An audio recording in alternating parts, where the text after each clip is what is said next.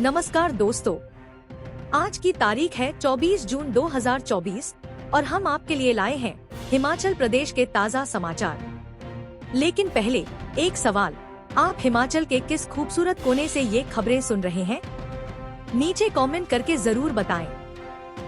अब थोड़ी सी गंभीरता के साथ अगर आप हिमाचल के विकास, पर्यटन और सामाजिक क्षेत्र की हर छोटी बड़ी खबर से अपडेट रहना चाहते हैं तो हमारे चैनल को सब्सक्राइब करें। जी हाँ, फटाफट सब्सक्राइब का बटन दबाएं और हमारे साथ जुड़े। और हाँ, अपडेट्स के लिए हमें फॉलो करना मत भूलिए। खबरें ताज़ा हो या मजेदार, हम हैं आपके साथ हर कदम। समाचार नंबर 1, प्रदेश सरकार जल्द भरेगी जोए के 771 पद। सुरजीत धीमान, प्रदेशाध्यक्ष, राज्य बेरोजगार पुस्तकालय संघ ने कहा कि प्रदेश की सभी पब्लिक लाइब्रेरियों पर ताले लटक रहे हैं। बस 3 पब्लिक लाइब्रेरियां ही अब भी युवाओं का मनोरंजन कर रही हैं। स्कूलों की पब्लिक लाइब्रेरी में तैनात सहायक पुस्तकालय अध्यक्षों को जनवरी से यूजीसी स्केल मिलना शुरू हो गया है। अब ये सहायक अध्यक्ष कॉलेजों, जिला और राज्य लाइब्रेरियों में विराजमान हो गए हैं। इसके चलते स्कूलों की पब्लिक लाइब्रेरियां छुट्टी पर हैं। प्रदेश सरकार जल्द ही जूनियर ऑफिस असिस्टेंट के 771 पद भरकर प्रदेश के युवाओं को गर्मी की छुट्टी से निकालने की योजना बना रही है। समाचार नंबर 2, हादसा, बस बाइक की टक्कर में जवान की मौके पर गई जान। उपमंडल के तहत सुजानपुर के भटलंबर गांव के पास बस और बाइक की टक्कर में छुट्टी पर घर आए जवान की मौत हो गई है। पुलिस ने पोस्टमार्टम के बाद शव परिजनों को सौंप दिया है। मामले में आगामी कार्रवाई की जा रही है। पुलिस के अनुसार सुरेश कुमार, 37, निवासी सुजानपुर बजरोल की तरफ जा रहा था, जबकि बस हमीरपुर से वाया बजरोल होकर जंगलबेरी की तरफ आ रही थी। भटलंबर गांव के पास एक मोड़ पर बाइक और बस में टक्कर हो गई। हादसे में बाइक सवार सुरेश कुमार गंभीर रूप से घायल हो गया। स्थानीय लोगों और एम्बुलेंस की मदद से उसे सुजानपुर अस्पताल लाया गया, जहां डॉक्टरों ने उसे मृत घोषित कर दिया। ग्रामीणों के मुताबिक सुरेश कुमार भारतीय सेना में तैनात था और आजकल छुट्टियों में अपने घर आया हुआ था। सुजानपुर विधानसभा क्षेत्र के विधायक कैप्टन रंजीत सिंह राणा ने इस दुर्घटना पर शोक व्यक्त किया है। पुलिस थाना सुजानपुर के प्रभारी मस्तराम नाइक का कहना है कि रविवार को पोस्टमार्टम के बाद शव परिजनों को सौंप दिया गया है। ऐसा लगता है कि बस और बाइक की टक्कर के बाद बस को जीत मिली और बाइक को छुट्टी। पुलिस भी कह रही है कि बाइक सवार की मृत्यु हो गई, लेकिन हमारी गुप्त सूचना है कि बाइक अभी भी सर्वाइविंग गियर में है। समाचार नंबर 3, HRTC समाचार, मनाली से यहां को दौड़ेगी HRTC बस। अब लेह लद्दाख और हिमाचल प्रदेश के लोग मनाली से पदम की आसानी से यात्रा करेंगे। HRTC ने हाल ही में केलांग से पदम के लिए ट्रायल किया है। HRTC प्रबंधन ने ट्रायल की रिपोर्ट बनाकर HRTC प्रबंध निदेशक को भेज दी है। उम्मीद है कि एक सप्ताह के अंदर मनाली से पदम के लिए HRTC बस दौड़ेगी। HRTC प्रबंधन वर्ग मनाली पदम बस चलाकर इतिहास रचेगा। बस चलाने की पहल ने न सिर्फ इतिहास बनाया, बल्कि मानो एवरेस्ट पर चढ़ाई कर दी हो। जहां केलांग डिपो में पहली बार महिला RM तैनात हैं, वहीं HRTC ने पहली बार मनाली से पदम बस चलाने का कदम उठाया है। अब 16,580 फुट ऊंचे शिंकुला से होकर यह यात्रा सिर्फ कुछ घंटों में पूरी हो जाएगी। मानो बस यात्रियों को हिमालय की गोद में झूला झुलाने ले जा रही हो। कारगिल और लेह से होकर जाने वाली पारंपरिक सड़क के जरिए पदम और केलांग के बीच की दूरी काफी ज्यादा है, जबकि शिंकुला से होकर जाने वाले मार्ग से यह यात्रा सिर्फ मनाली से लगभग 250 किलोमीटर में पूरी हो जाएगी। RM केलांग राधा देवी का कहना है कि हाल ही में केलांग से पदम वाया दारचा, शिंकुला के लिए हिमाचल पथ परिवहन निगम की 37 सीटर का ट्रायल हुआ था, जो सफल रहा है। उन्होंने बताया कि ट्रायल की रिपोर्ट उच्च अधिकारियों को भेजी गई है। उम्मीद है कि एक सप्ताह के आसपास इस रूट पर बस रूटीन में दौड़ेगी। अब बस इस रूट पर दौड़ने को तैयार है, जैसे सुपरमैन अपने केप के साथ। पहली बार इस रूट पर बस चलाई जा रही है और यह यात्रा इतनी रोमांचक होगी कि यात्री सोचेंगे, क्या हम बस में हैं या किसी एडवेंचर पार्क की राइड पर। समाचार नंबर 4, अब स्कूलों में माताओं को भी ट्रेनिंग, एनसर्ट ने लॉन्च किया ये कार्यक्रम। हिमाचल प्रदेश सरकार ने बच्चों के सर्वांगीण विकास में माताओं की अहम भूमिका को लेकर समग्र शिक्षा के तहत अब प्री प्राइमरी कक्षाओं के लिए पहली शिक्षक माह कार्यक्रम शुरू किया है। इस प्रोग्राम के तहत बच्चों के साथ मां को भी ट्रेनिंग मिलेगी। इंसर्ट इस मॉड्यूल पर काम कर रहा है। इसका मकसद यह है कि स्कूलों में बच्चों को जो भी टीचर द्वारा सिखाया जाता है उसे घर पर भी प्रैक्टिस करवाया जा सके। अब घर का हर कोना क्लासरूम बनेगा और हर माँ सुपर टीचर बच्चे की पहली शिक्षक माँ होती है और इसे लेकर प्रदेश भर में समग्र शिक्षा के अंतर्गत प्री प्राइमरी कक्षाओं के लिए पहली शिक्षक माँ कार्यक्रम की शुरुआत की गई है। अब बच्चे पढ़ाई के साथ साथ व्यवहारिक ज्ञान भी प्राप्त करेंगे। ऐसा लगता है कि बच्चों के होमवर्क का लोड अब मम्मी भी शेयर करेंगी।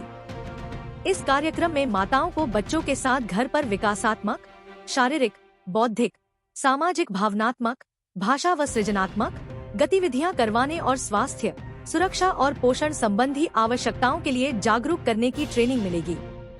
इससे उनका मानसिक विकास सही तरीके से हो सकेगा। अब मम्मियां सिर्फ मम्मी नहीं बल्कि सुपर मॉम्स बनेंगी, जो बच्चों को स्कूल के वातावरण से परिचित करवाने में शिक्षकों की भी सहायता करेंगी। शिक्षा विभाग का कहना है कि घर पर ही एक बच्चा सबसे पहले सामाजिकरण सीखता है। एक बच्चा पहले घर पर बहुत कुछ सीखता है, लेकिन आजकल अधिकांश माता पिता कमाने वाले हैं, इसलिए वे अपने बच्चों के साथ गुणवत्तापूर्ण समय नहीं बिता पाते हैं। बच्चों को प्ले स्कूलों में भेजा जाता है और अक्सर उनके दादा दादी द्वारा उनका पालन पोषण किया जाता है। ये बच्चे उन बच्चों की तुलना में नुकसान में हैं, जो अपने माता पिता के साथ क्वालिटी टाइम बिता सकते हैं। अब यह कार्यक्रम सुनिश्चित करेगा कि माता पिता बच्चों के साथ समय बिताकर उन्हें सही गलत का भेद सिखाएं और उनके साथ बॉन्डिंग मजबूत करें। अब बच्चों का पहला स्कूल घर होगा और मम्मियां होंगी प्रिंसिपल मम्मी। तो तैयार हो जाइए माताओं को ट्रेनिंग देने के इस अनोखे कार्यक्रम के लिए, जहां हर मम्मी को मिलेगा मॉम ऑफ द ईयर का अवार्ड। समाचार नंबर 5, PMGSY 2026 तक चकाचक होंगी गांवों की सड़कें। हिमाचल प्रदेश में ग्रामीण सड़कें आगामी 2 साल में चकाचक होंगी। PWD ने प्रधानमंत्री ग्राम सड़क योजना को सिरे चढ़ाने की टाइम लिमिट तय कर दी है। केंद्र सरकार ने 2022 में हिमाचल को 3000 करोड़ रुपए के प्रोजेक्ट जारी किए हैं। यह प्रोजेक्ट 2023 में शुरू होकर आगामी 3 साल में पूरे होने हैं। हालांकि इनमें से बहुत सी सड़कें ऐसी भी हैं जिनके टेंडर अभी तक फंसे हुए हैं और विभाग ने जुलाई महीने में इन टेंडर को करवाने का प्लान भी तैयार किया है। दरअसल केंद्र सरकार ने FDR तकनीक से सड़क निर्माण की तैयारी की है और इस तकनीक के लिए प्रशिक्षित इंजीनियर PWD के पास नहीं थे। इंजीनियर को प्रशिक्षण के लिए उत्तर प्रदेश समेत उन राज्यों में भेजा गया था। अब ये इंजीनियर वापस लौट आए हैं और इस वापसी के साथ ही जुलाई से FDR और सीमेंट की तकनीक से बनने वाली करीब 1500 किलोमीटर सड़क के निर्माण की प्रक्रिया शुरू हो जाएगी। तो अब सड़कें भी फैशन शो के रैंप जैसी चमचमाती दिखेंगी। देश में PMGSY चरण 3 परियोजना को केंद्र सरकार ने मंजूरी दी है। इस परियोजना में निर्मित सड़कों को चौड़ा किया जाना प्रस्तावित है। इसके अलावा सड़कों के रखरखाव को लेकर भी कदम उठाए जाने हैं। पहली बार FDR तकनीक से प्रदेश में सड़कों का निर्माण होगा। जर्मन तकनीक से बनने वाली सड़कों के लिए PWD ने टेंडर प्रक्रिया शुरू कर दी है और इंजीनियरों को भी प्रशिक्षित किया जा रहा है। अब सड़कें बनेंगी तो ऐसी की गाड़ियां खुद ब खुद वॉक कह उठेंगी। केंद्र ने 2 चरणों में PMGSY 3 को मंजूरी दी थी। इनमें पहले चरण में 450 किलोमीटर और दूसरे चरण में 2650 किलोमीटर को मंजूर किया गया। केंद्र ने पहली बार जर्मन तकनीक से सड़क निर्माण का भी प्रस्ताव रखा था। फुल डेप्थ रिक्लेमेशन रोड के तहत 666 किलोमीटर सड़क का निर्माण भी प्रस्तावित है। स्थानीय ठेकेदारों को FDR पर जानकारी देने के लिए PWD ने ग्लोबल टेंडर जारी कर काम शुरू करवाने की बात भी की है। स्थानीय ठेकेदारों को प्रशिक्षित कर उन्हें FDR की जानकारी दी जा रही है। यही वजह है कि PMGSY में FDR तकनीक से बनने वाले प्रोजेक्ट के 50 से ज्यादा काम अभी तक जारी नहीं हो पाए हैं। अब ठेकेदार भी सड़क निर्माण में डिप्लोमा कर लेंगे। PMGSY में ही विभाग 139 करोड़ रुपए से इन सड़कों पर बनने वाले पुलों का निर्माण भी कर रहा है। हिमाचल में 90 से 10 के पैकेज में PMGSY का काम पूरा होना है। चरण 3 में केंद्र 2700 करोड़ और राज्य सरकार 300 करोड़ रुपए खर्च करेगी। अब बस इंतजार है कि ये सड़कें कब चकाचक होकर गांव वालों को फील गुड करवाएंगी। समाचार नंबर 6, कालका शिमला NH पर 2 किलोमीटर लंबा जाम। हिमाचल के प्रवेश द्वार कालका शिमला हाईवे 5 पर रविवार को 2 किलोमीटर लंबा जाम लगा रहा। वाहन रेंग रेंग कर चलते दिखाई दिए, जैसे कछुए और खरगोश की रेस हो रही हो। जो सफर मात्र 5 मिनट का था, उसे पूरा करने के लिए आधे घंटे से भी अधिक का समय लगा। प्रदेश में वीकेंड के चलते भारी संख्या में सैलानियों के आने से लोगों को हर रोज जाम का सामना करना पड़ रहा है। पर्यटकों की गाड़ियों के लिए सड़कें छोटी पड़ गई है। इन दिनों सोलन में प्रदेश स्तरीय शूलिनी मेला भी चला हुआ है, जिसे देखने के लिए लोग सोलन पहुंच रहे हैं। साथ ही मैदानों में पड़ रही प्रचंड गर्मी से राहत पाने के लिए लोग पहाड़ों का रुख कर रहे हैं। हिमाचल पहुंच रहे पर्यटकों को परवाणु स्थित NH 5 पर हिमाचल एंट्री टैक्स पर टोल कर्मियों द्वारा हस्तचलित पर्ची काटने पड़ती है, जिस कारण थोड़ा बहुत जाम लगना लाजमी है। हिमाचल एंट्री टैक्स अधिकारियों के अनुसार जल्द ही हिमाचल एंट्री टैक्स को हाईवे टोल की तर्ज पर फास्टैग की सुविधा से जोड़ा जाएगा, ताकि लोगों को जाम में न फंसना पड़े। पुलिस विभाग भी इन दिनों हाईवे पर पूरी सक्रियता से ट्रैफिक को दुरुस्त करने में खूब पसीना बहाते नजर आया। पिछले हफ्ते 50,000 के करीब वाहन कालका शिमला हाईवे 5 से होते हुए हिमाचल पहुंचे थे। कल्पना कीजिए, अगर सड़कों पर इतने वाहन हैं, तो पेड़ पौधे क्या सोच रहे होंगे। अरे भाई, ये तो लगता है कि सड़क पर भी हमारी तरह ही जंगल बन गया है। समाचार नंबर 7। प्रदेश में पिछली बरसात में क्षतिग्रस्त स्कूलों की आज तक नहीं हो पाई मरम्मत। शिमला। प्रदेश में अभी तक पिछली बरसात में क्षतिग्रस्त हुए स्कूलों की हालत नहीं सुधर पाई है। शिक्षा विभाग ने केंद्र सरकार के शिक्षा सचिव के समक्ष इस मामले को उठाया है। पिछले दिनों केंद्रीय शिक्षा सचिव हिमाचल आए थे।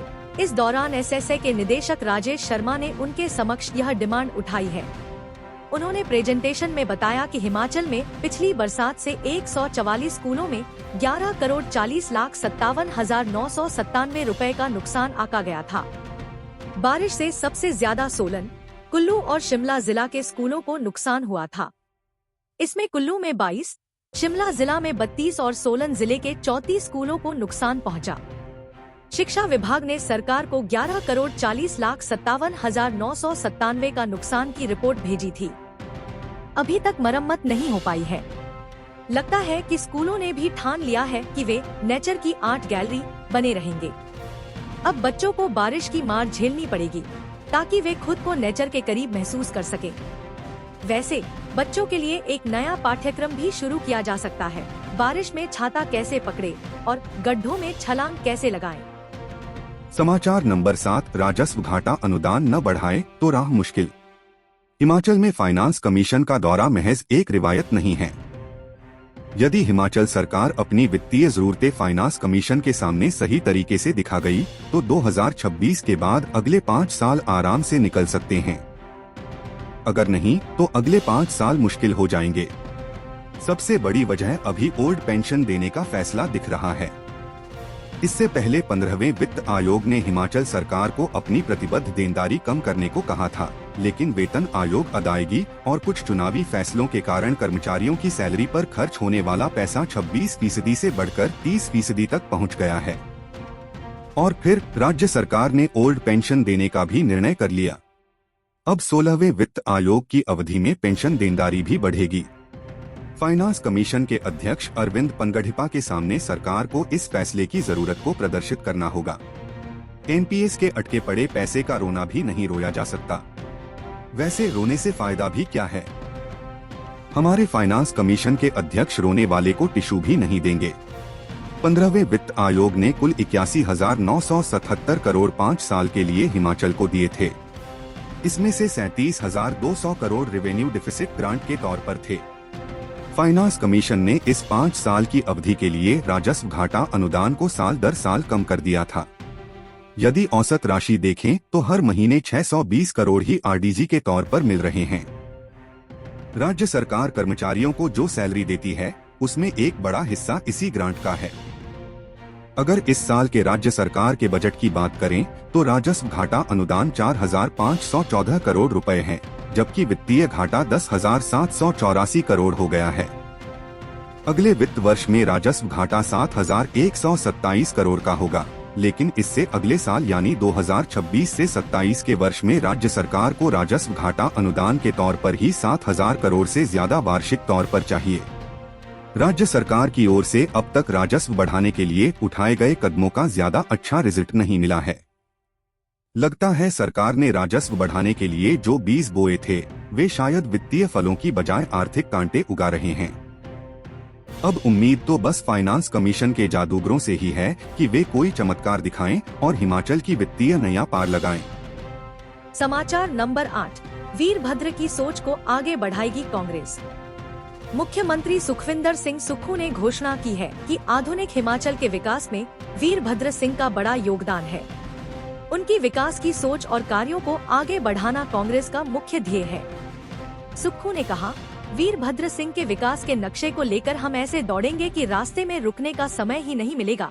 मुख्यमंत्री ने कहा कि छात्र राजनीति से लेकर विधायक बनने तक उन्होंने वीरभद्र सिंह से बहुत कुछ सीखा। मुख्यमंत्री ने रविवार को पूर्व मुख्यमंत्री वीरभद्र सिंह की 91वीं जयंती पर आयोजित राज्य स्तरीय कार्यक्रम में वीरभद्र सिंह के छायाचित्र पर पुष्प अर्पित किए। उन्होंने कहा, वीरभद्र सिंह मेरे प्रेरणा स्रोत रहे हैं। उनसे सीखा है कि कैसे राजनीति में रहते हुए भी हमेशा हंसते रहना चाहिए, भले ही जेब में कंगाल हो। प्रदेश कांग्रेस अध्यक्ष और पूर्व सांसद प्रतिभा सिंह ने कहा है कि वीरभद्र सिंह का प्रदेश के विकास में अहम योगदान को हमेशा याद रखा जाएगा। उन्होंने कहा, डॉक्टर परमार ने प्रदेश की नींव रखी और वीरभद्र ने उसे ऐसा सजाया कि आज हिमाचल को देश का शिमला हिल स्टेशन कहा जा सकता है। प्रतिभा सिंह ने कहा, भले ही अब हमारे बीच ये दोनों पुण्य आत्माएं नहीं हैं, पर उनके आदर्श आज भी हमारा मार्ग प्रशस्त करते हैं। वीरभद्र सिंह राजनीति के ऐसे संस्थान थे जिनकी सोच से आज हिमाचल देश में पहाड़ी राज्यों के आदर्श मॉडल के तौर पर जाना जाता है। और हाँ, उनके आदर्शों को मानकर हम भी वैसे ही बड़े नेता बनने की कोशिश कर रहे हैं। बिना छुट्टी के काम करना और विकास की गति में रुकावट न आने देना हमारी प्राथमिकता है। इन्होंने भी दी श्रद्धांजलि। पार्टी मुख्यालय राजीव भवन में कार्यक्रम के दौरान लोक निर्माण मंत्री विक्रमादित्य सिंह, राज्य वित्त आयोग के अध्यक्ष नंदलाल, CPS मोहन लाल ब्राक्टा, विधायक हरीश जनार्था, नरेश चौहान, कहर सिंह खाची, यशवंत छाजटा के अलावा जितेंद्र चौधरी, आनंद कौशल, चिरंजी लाल कश्यप, आदर्श सूद, सुरेंद्र भारद्वाज, जैनब चंदेल, उमा कौशल, विनीत गौतम, चंद्र प्रभा नेगी ने भी वीरभद्र सिंह को श्रद्धा सुमन अर्पित किए। इस अवसर पर वीरभद्र सिंह की बेटी अभिलाषा सिंह भी मौजूद रहीं। इस पूरे कार्यक्रम में सभी ने बड़े ही उत्साह के साथ वीरभद्र सिंह की सोच को आगे बढ़ाने का संकल्प लिया, क्योंकि आखिरकार विकास की यह दौड़ किसी मैराथन से कम नहीं है। समाचार नंबर 9, जब सभी पब्लिक लाइब्रेरियों पर ताले लटके हैं तो युवाओं का क्या हाल होगा। वे तो प्राइवेट लाइब्रेरियों का ही सहारा ले रहे हैं, जहां किताबों की दीवारों में भी दीनकों के साए नहीं होते। लेकिन स्कूली छात्र अब पूरी तरह से वेल्डन लाइब्रेरी में उलझ गए हैं। वहां पर भी दीनकों की संभावना बढ़ गई है, जिससे पूरे अध्ययन का रास्ता हो सकता है धुंधला। लेकिन इस बीच पब्लिक लाइब्रेरियों के लिए ताले लगाने का फैसला तो हो गया है, लेकिन उनकी दीनकों से तो सरकार भी बेहाल है। यहाँ भी है कुछ हंसी मजाक के तरीके जिससे हम समाचार को थोड़ा हल्का फुल्का बना सकते हैं, जैसे कि युवा अब पूरी जोड़ी चश्मे पहन ले, क्योंकि पब्लिक लाइब्रेरियों की दीनकों ने किया है उनके पढ़ाई का खात्मा। अब तो बस प्राइवेट लाइब्रेरी ही सहारा है, जहाँ किताबों के सिवाय आपको और कुछ मिलता ही नहीं। पब्लिक लाइब्रेरी में दीनकों की बरसात हो गई है और सरकार बस UGC स्केल की बरसात के बाद ही भरेगी। स्कूली छात्र अब पूरी ध्यान से अपनी परीक्षा की तैयारी कर रहे हैं प्राइवेट लाइब्रेरी में, जहां उनके लिए केवल किताबें हैं, बिना दीमक के। ये थे कुछ मजेदार टिप्पणियां जो हमारे समाचार को थोड़ा हास्यप्रद बना सकते हैं। हम अपने राज्य के विकास में योगदान देने में गर्व महसूस करते हैं और हमें उम्मीद है आने वाले दिनों में हमें और भी अच्छी खबरें मिलेंगी। इन खबरों को अधिक लोगों तक पहुंचने के लिए कृपया हमारा कंटेंट शेयर करें, साथ ही हमारे चैनल को सब्सक्राइब करें और अपडेट के लिए हमें फॉलो करें। अपने विचारों को कमेंट में शेयर करना ना भूलें। आपका सहयोग हमें और भी बेहतर काम करने में मदद करेगा। धन्यवाद।